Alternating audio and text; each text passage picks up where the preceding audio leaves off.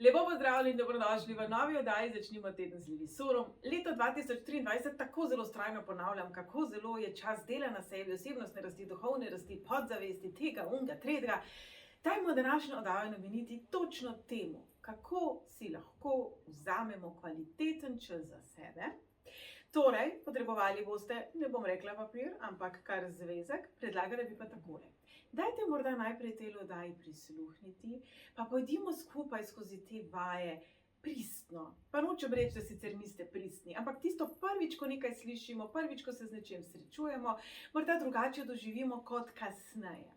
Potem pa bi vam predlagala, da si vzamete še enkrat čas za to oddajo, glede na to, da si jo je možno gledati na YouTubu. Imamo eno veliko prednost, ki se ji reče pauza. Torej, ko bom jaz povedala vprašanje ali vajo, boste lahko pritisnili pauzo in se resnično poglobili v pisanje odgovorov. Zdajle pa mene predvsem zanimajo vaši pristni prvi odzivi. Ne grizem, nič samega nas ne čaka. Torej, današnja oddaja je namenjena temu, da mogoče malo pogledamo svoje življenje, pa sebe preko prizme vprašanj. Veliko čudovitih knjig, čudovitih delavnic, predavanj imamo tudi brezplačno na voljo. Lahko greste v knjižnico pa si sposodite. Internet je postal fenomenalen vir predavanj, vsebin, tudi na moji spletni strani, pogledajte, imate zavih je to osebna rast. Veliko brezplačnih delavnic je tam prispevkov, marsikje drugje tudi. Portal Duhovnost je podobna taka zadeva. Torej, veliko vsebin nam je na voljo. Tole je samo en moj doprinos temu velikemu mozaiku. Torej, mistično se posvetite sebi, hecam se. Fajn pa je, če bi v naslednje pol urce si vzeli toliko časa za sebe, da vas ne bi nekdo zmotil, se pravi, da imate možnost miru. Nekateri si boste prižgali svečko, nekateri si boste prižgali kadilo. Super je, če se naredite tak poseben obredek temu, kajti potem energija ve, da mi to resno mislimo. Ljudje pa smo si različni. Jaz osebno, recimo, ko sem v banji, se priklopim na nekaj čisto posebnega.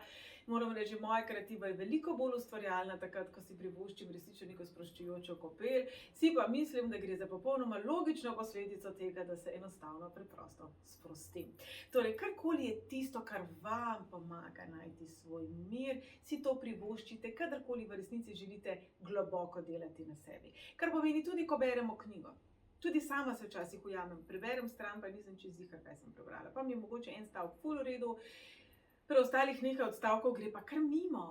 Pa kakšno knjigo, ki morda vam je super, ko jo preberete prvič, sigurno preberete drugače, kot jo boste prebrali čez 2-3 leta. Ker vedno najdemo tisto, kar v danem trenutku potrebujemo. Podobno moram povedati, tudi slišim od vas. Tisti, ki ste si naročili pisno osebno analizo, kjer je recimo število življenjske poti, število duše, število osebnosti, vse to razloženo, mnogokrat mi rečete. Prvič, ko sem to dobil, sem pojedel analizo, ful sem se najdel, ampak drugič, tretjič, čez 10 let, ko sem to znova prebrala, sem najdla druge stvari noter, kar je pa popolnoma logično. Torej, tak uvod je namenjen temu, da mogoče tudi to oddajo dajte še enkrat pogledati, čez kakšen mesec, 2, 3, pa pogledajte in primerjajte svoje odgovore, čez kakšno leto. Jaz mislim, da nek inventurni popis tega, kdo smo, kako razmišljamo, kako doživljamo stvari, je potreben. Kajti svoje otroštvo ste zagotovo doživljali drugače, ko ste bili stari 15, kot ko ste bili stari 25 in kot če bi se z vami pogovarjala, ko bi bili stari 105 let. Torej, tudi če se zdaj pogovarjamo o istem dogodku iz vašega otroštva, vam zagotavljam, če bi se z vami o istem dogodku pogovarjala čez 20 let, po vsej verjetnosti bi vaš malo bolj zrel jaz verjetno te stvari videl drugače.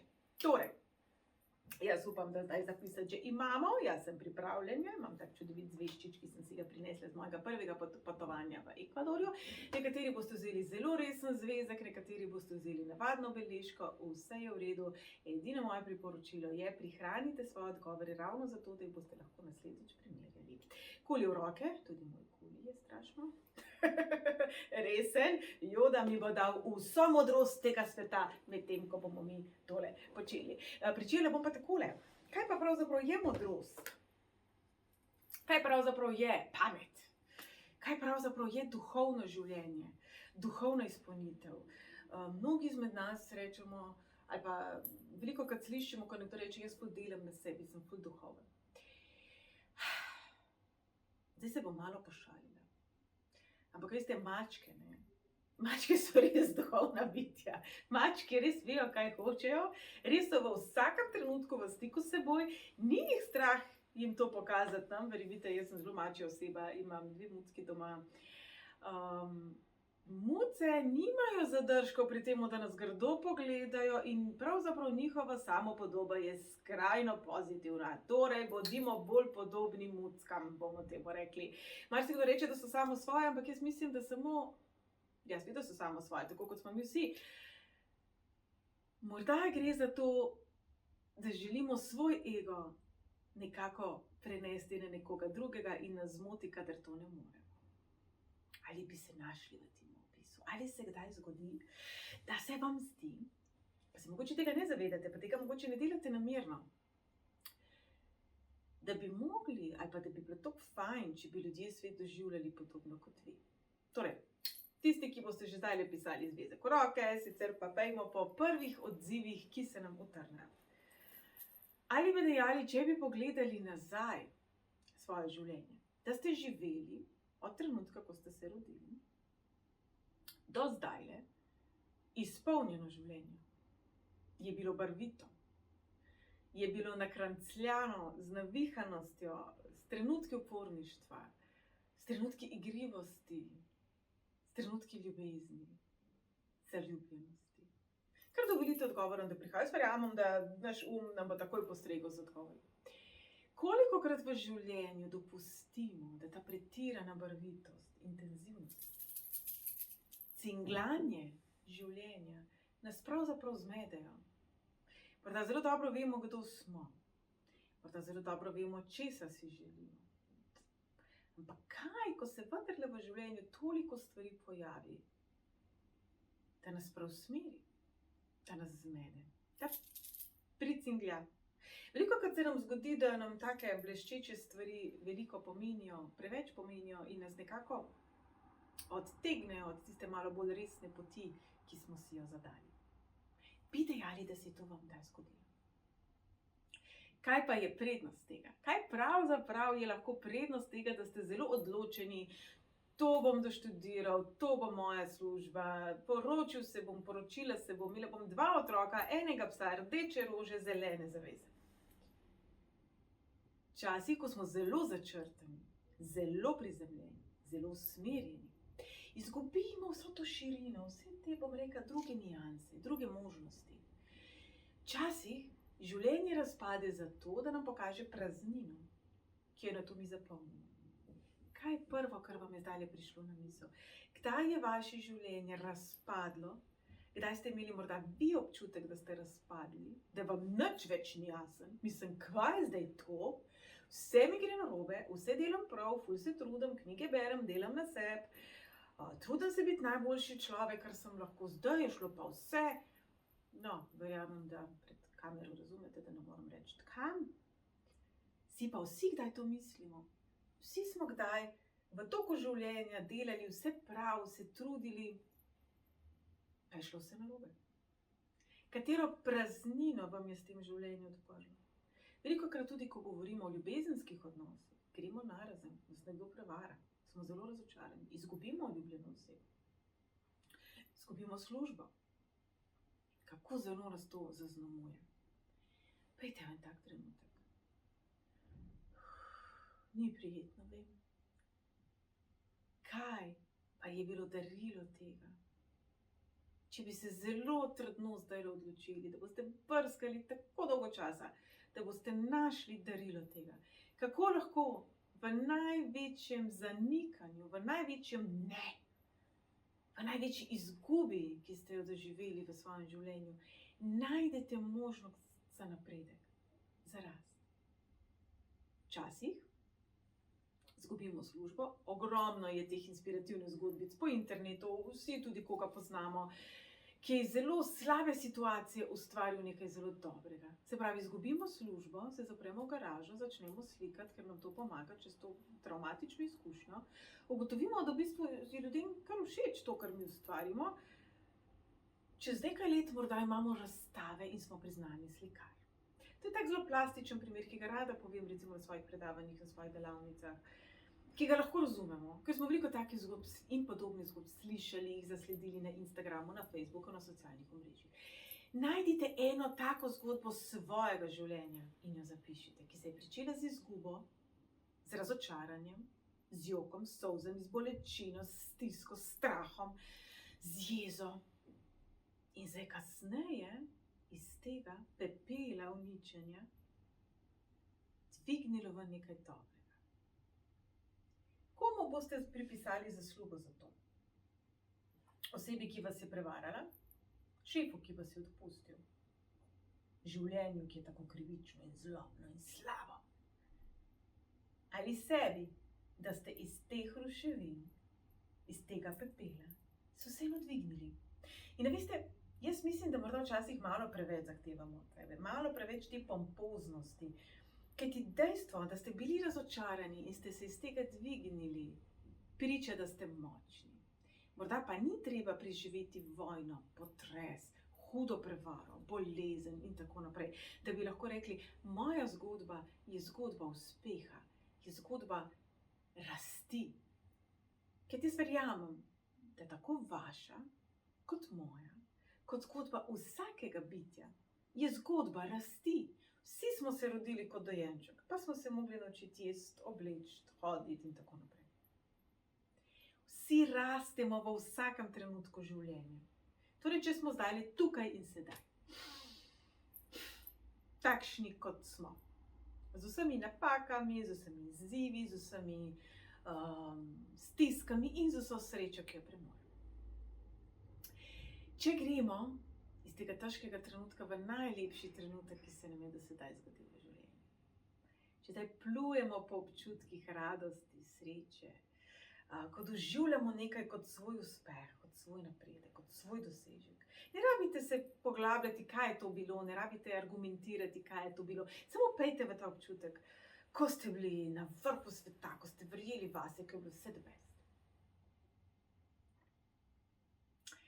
Zdaj pa pejte v svojem srčku do sebe, ko ste bili stari 3-4 leta in ste bili nesrečni in ste jokali. Do sebe, ko ste bili majhen otrok, ko ste bili preplašeni. In objemite tega otročka in ga posedite k sebi v naročje. Predstavljajte si, da držite v naročju sebe v ne svojem najbolj briljantnem trenutku otroštva. In se stisnite k sebi in se brišite solze. Ta otroček je zdaj v redu, ta otroček je zdaj pomirjen.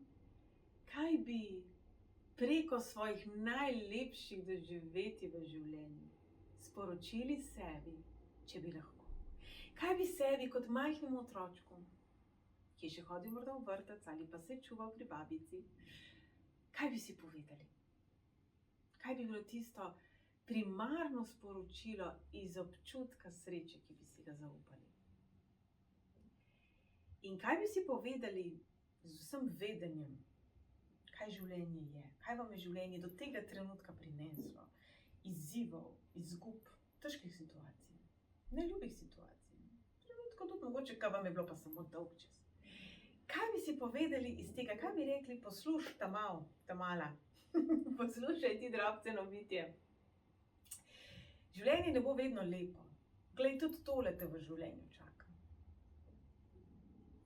Kaj bi si povedali? Ampak boš zmogel več? Boš zmogla, boš kar nekako preživela. In če gremo v najstniška leta, ko nas je vse malo razmetavalo, ko smo vsak po svoje doživljali puberteto, če si en ključen trenutek svojega odraščanja najstniških let priključite v misel, če bi imeli možnost teleportacije, kaj bi si povedali z vsem znanjem in pametno današnjega trenutka? Kaj bi si sporočili? Zdaj ne govorimo o temu, da bi šli nazaj in bi nizali svoje obžalovanja, ali bi nekako hoteli zmanipulirati pogovor med seboj nazaj v smislu, to naredi drugače. Kako bi se tisti 10 let stari deček ali deklica, ki ste vi bili, počutil oziroma počutila z vsem, kar ste vi danes? Ko smo bili majhni, pa smo sanjali o tem, da bomo astronaut, pa bomo potovali, pa bomo to, pa bomo ono. Ta otroček, če bi vas videl danes, z vsemi izkušnjami, ki jih imate za seboj, kaj bi vam rekel? A bi vam rekel, stari, the best, ga. Carica si, leti to. Kaj bi vam ta otroček rekel? Kako bi se počutil? Bi bil ponosen na vas? Jaz zelo verjamem, da ste marsikaj takšnega storili v življenju, dosegli v življenju, na kar je prav, da ste ne 100, ampak 1000% ponosni. Včasih preprosto pozabimo biti nase ponosni. Otročka, ki shodi, pohvalimo. Otročka, ki se nauči jesti, pohvalimo. Otročka, ko se nauči zavezati svoje čevlje, pohvalimo. Ali znate sebe še vedno pohvaliti? Ja, ne, mogoče, polovička, glas ljudstva, upam, da ni glas ljudstva. Torej, če se znova preslikamo sem in sedaj, malo vas bom kar nakvihtala, lejte. Pohvalite se za 3 stvari iz vašega otroštva. 1, 2, 3. Pohvalite se za 3 stvari iz vašega najstništva.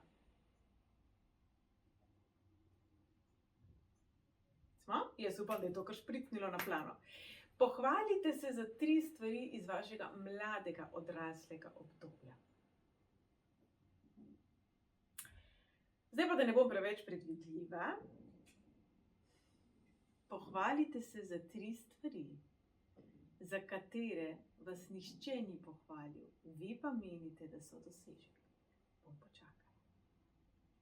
3 stvari, za katere niste bili pohvaljeni, morda niste dobili prepoznavnosti, morda jih niti ne morete pokazati, morda gre za neko fantastično skuhano govejo juho, dobro zglancan avto. 3 stvari, katere nihče ni opazil, oziroma vas ni pohvalil, vi pa menite, da so vredni pohvale. In zdaj smo znova tukaj in znova bomo malo potovali. Torej, bili smo otrok, bili smo najstnik. Zdaj pa bodimo stari 99 let. In ta 99 let stara oseba zdaj gleda življenje nazaj in se je ustavila v tej točki, kjer ste tali trenutek. Kaj bi sami sebi, ko bi bili stari 99 let, rekli? Kaj bi si sporočili? Kaj je tisto, kar vas najbolj pesti zdajle? Ampak vi ste zdaj stari 99, karkoli je to bilo in minilo. Rešili ste sigurno, ker sicer ne bi bili 99 let stari, ne bi bili tukaj se ne bi zdaj pogovarjali sami s seboj nazaj. Torej, kaj bi si sporočili, zdaj, ko ste stari 99? To pomeni, da po vsej verjetnosti jutri zjutraj ne boste šli na Triglav. To po vsej verjetnosti pomeni, da se ne boste odločili za kredit, novo partnersko zvezo ali pa tudi. Po vsej verjetnosti se ne boste odločili za 3 otroke, 5 psov. Se pravi, določene stvari po vsej verjetnosti nekako ne ležijo pred vami. Danes ste stari 99 let in gledate sebe nazaj. V leto 2024, oziroma v trenutek, ko vi spremljate to oddajo. Pa tako med nami iskreno povedano, a ne? Zakaj bi se udarili po čelu in bi si rekli, pa dobro, to pa res ni tako pomemben. To pa res ni tako ključnega pomena. Danes se tega sploh več ne spomnim. Veste, dragi moji, mi dajemo moč dogodkom, osebam, odnosom. Je že res, da imamo lahko najbolj groznega šefa na svetu. Je že res, da lahko zjutraj pridemo v službo. Nas želodec boli že od prejšnjega večera, ko vemo, da moramo priti zjutraj v službo. Lahko nam nekdo potem tam 8 ur najeda, lahko je vse narobe, lahko smo pod hudim stresom. Ampak mi smo tisti, ki damo veljavo temu. Mi smo tisti, ki kljub temu, da nam to vzame veliko energije, nam povzroča stres, nam prinaša negativno energijo. Mi smo tisti, ki se odločimo, kam v prioritetah svojega življenja bomo zdaj postavili službo, oziroma karkoli je takšnega, kar nas zelo črpa. Ali bomo rekli, to je pa zdaj najbolj pomembno v mojem življenju. Najbolj ključno v mojem življenju zdaj to, vseh ostalih kar nekaj ur dneva sploh ni važno. Ali boste rekli, ok, grozanje, obupanje, mislim, to ni za nikamor. Službo rabim, dokler ne najdem druge. Mi smo tisti, ki dopustimo, da nekaj prevzame 90-100% našega življenja, ali pač ne. In potem gledamo ljudi, ki reče, služba je služba, družba je družba, jaz grem domov, kaj me briga, šife teče. Sej je težko reči, kdo ima najbolj prav, ampak če se te vrnimo k mačkam. Kaj mislite, če bi mačke imele 8-urni delovnik, v katerem bi se počutile grozljivo, bi prišle potem domov in bi se še doma naslednjih 8 ur pritoževale nad prvimi 8 urami v službi, podoživljale, ponavljale, vsem drugim mačkam to razlagale, ko bi mačk zmanjkalo, bi to razlagale še vrabcem, pa potem še psom, pa potem še golobom, pa mogoče še kakšnemu zajčku pri sosedih? Ali bi prišle domov, bi se umile, pojedle in padle spat? Velikokrat, ko se nekaj že zaključi, ko mogoče nima več direktnega vpliva na naše življenje, ga mi še vedno dajemo. Torej, če ste zdajle stari 99 let, verjamem, če se gledate za nazaj, bi za marsikatero situacijo rekli, o moj bog, no, tukaj sem pa res delal dramo. In to je prav. Vse je prav v življenju, vse rabimo v življenju, za vse se odločimo v življenju. Morda dajmo samo ta proces prehiteti. In znova, sedimo, imamo zvezek, smo umirjeni, smo stari 99. Na kaj ste pa ponosni? V zgodbi vašega življenja leta 2023, oziroma ko zdaj spremljate dajo. Kaj tisto, ko se boste na smrtni postelji izrekli, zakaj se boste pohvalili, za katere dogodke v življenju boste rekli the best. To pa me navdaja s ponosom nase. Ko se boste na smrtni postelji ozrli nazaj, zakaj se boste pohvalili?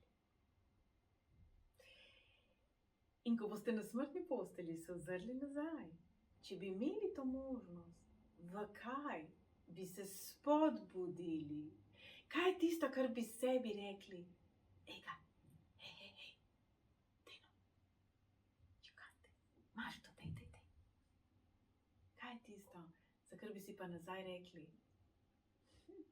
Če bi mogoče majčkeno več energije vložil, malo več truda. Velikokrat pravim, da nam naš nagaja. Zato, ker nekaj doživljamo, da zmoremo, velikokrat menimo, da moramo. Smo pa vsi malo upornika in včasih resnično iz principa nečesa ne naredimo. Kar tudi morda ni najbolj prav. In na smrtni postelji nimamo te možnosti, da bi rekli, ok, bom zdaj prevrtel nazaj v leto 33, takrat sem se takole odločil, bom to zdaj popravil. Imamo pa možnost pogledati z te perspektive. Se pravi, ko vam bo všel avtobus, ko vas bo nekdo zelo pojezil, ko boste imeli katastrofalni dan v službi, ko boste tudi kaj resno zamočili, se vprašajte, ali bo to nekaj, za kar se boste pulili lase, še ko boste stari 99, ko boste na svoji smrtni postelji. In če ne, si dajte v tem trenutku odpustiti in poiskati način, kako boste to popravili, če je možno. Kajti to, da ostajamo ujeti v trenutku obupa, v trenutku stiske, jo samo še potencira. In vsi se kdaj v to ujamemo, dragi moji, vsi. Jaz verjamem, da bo tudi Dalaj Lama kakšen slab dan. Jaz verjamem, da marsikateri duhovni učitelji, life coachi, vsi imamo kdaj slab dan. Ko smo stari 99, iz tega ne delamo več takšne drame, ker smo se že malo navadili, da nas vse boli po vsej verjetnosti. Torej, kako lahko z te perspektive sebi olajšate ta trenutek, v katerem ste zdaj? In zdaj pridemo nazaj v ta trenutek, v katerem smo zdaj, ali je to leto 2023, ali ste mogoče to prvič zasledili kasneje, tukaj in sedaj. Kdo ste? Dajmo se pretvarjati, da sem jaz zdaj padla dol z Marsa. Lih pust imamo, zato sem v oranžnem, nisem v zelenem. Ampak meni tle nič ni jasen. Kaj je to zemlja, kaj je to voda, nek dež pada, vse mi je tako čudno. Mi na Marsu funkcioniramo zelo drugače, veste. Kako bi zdaj vi meni, ki sem padla dol z Marsa, pretkano oblečena v barve pomaranče, razložili, kdo ste vi? Kako bi se opisali? S čim bi začeli? Kako bi mi sploh razložili, kaj je zemlja? Kako tukaj life funkcionira? Ko v bistvu, a veste, meni z Marsa to mene malo bega, ne? Tako vi tako živite na drugem koncu sveta, drugač, 30 let nazaj, čiste drugač, kaj še lepo čez 30 let? To, kar mi govorimo o sebi, to, kako bi mi sebe opisali, pomarančevcu, iz mačjega planeta. To so pravzaprav zapisi, ki jih mi uporabljamo v komunikaciji z vesoljem, življenjem, Bogom, seboj. V bistvu vsi ti izrazi so na mestu. Če jaz verjamem, da sem Marsovec, v zelo nepoznanem okolju se bom točno tako obnašala do sebe. Če verjamem, da sem Zemljan, v sebi varnem okolju se bom obnašala zelo drugače. Če verjamem, da imam veliko, na kar sem lahko ponosna, bom vase verjela. Če se bom govorila, kaj vse sem naredila narobe in samo iskala, kaj vse še delam narobe, se bom težko lotila nečesa novega. In če se vrnemo k muckam, ko prevrnejo kozarec vode, ko lovijo metuljčka in jim te uide. Ali gre muce kokot in joka? Ali se igra s svojim repom? Išče muho? Zakaj ne bi bili malo bolj podobni muckam in bi nehali nositi tiste boleče stvari s seboj, ki nam ne služijo, ampak bi s seboj vzeli samo nauk, da morda ni najbolj fajn tačko pomoliti v ogenj. Ne nositi s seboj ognja, ne nositi s seboj bakle, ki vas bo vedno znova opekla, zato da se boste spomnili, da ste se opekli. Znanje vzemite s seboj. Se pravi, če ste bili v odnosu z nekom, ki je bil agresiven, nespoštljiv, lažniv, vas je varal, je bil narcis, je bil čustven vampir. Ogromno imamo knjig, delavnic, svetovanj na voljo. Res je, od leta 2020 do danes, moram reči, ogromno vas pride k meni, sami veste, dragi moji, veliko govorimo o narcizmu. Toliko različnih načinov samopomoči vam je na voljo. Namesto vas pa nihče ne more. Torej, jaz si želim in upam, da je bila tale oddaja tak majhen pogled v vašo notranjost, z vidika vas danes, z vidika vas iz prihodnosti in z vidika vas iz preteklosti. Ko smo bili otrok, smo bili otročji, ko smo bili otrok, smo bili nezreli. Nekateri ljudje, vsi mi, smo na nekih področjih ostali otrok, smo nezreli, smo nevešči, se še učimo, morda še nismo imeli te izkušnje, morda smo odraščali v super fino, zdravem, čustveno stabilnem domu in nam je potem čustven vampir nekaj čisto nepoznanega ali obratno. Torej, sprejmite sebe z vso svojo preteklostjo, odločite se biti ponosni na vse, kar ste dosegli, na vse svoje oblike. Poglejte mucke, različne so si med seboj, vsaka je popolna. Danes ste, kjer ste, kdor ste, kaj vi veste, kaj boste do leta 99, kaj šele do svoje smrtne postelje. Vi se odločite biti ponosni na to, kar ste. Tudi, če se včasih izražate malo drugače, meni je Joda toliko zanimiv. Tudi, če niste podobni svoji okolici, tudi, če se zdi, da ste z drugega planeta. A veste, kaj ste? Veste, kdo ste? Veste, kdo ste? A vam povem? Vi ste vi in samo eni takšni ste in negujte sebe in bodite ponosni na vse, kar ste dosegli, če tudi se to lahko zdi, da je zelo preprosto, zelo kratko, zelo enostavno. In nikoli se ne vdate v usodo, ampak primite življenje v svoje roke. Jaz upam, da so tele vaje malo pomagale pri drugačni perspektivi, pri tem, da morda kakšne stvari, ki se zdijo zelo nepremagljive, zelo težke, zelo moreče, so dobile malo drugačen pridih. Predvsem pa si želim, da da boste vedno znova sebe spraševali, ali vam bo čez 10 let žal, če boste nekaj naredili, oziroma ali boste obžalovali, če ne. Rodili ste se, da bi bili živi, kar pomeni, da ga bomo kdaj pobiksali, da nas čaka veliko sreče, tudi nekaj solz. Predvsem pa je pomembno, da smo živi.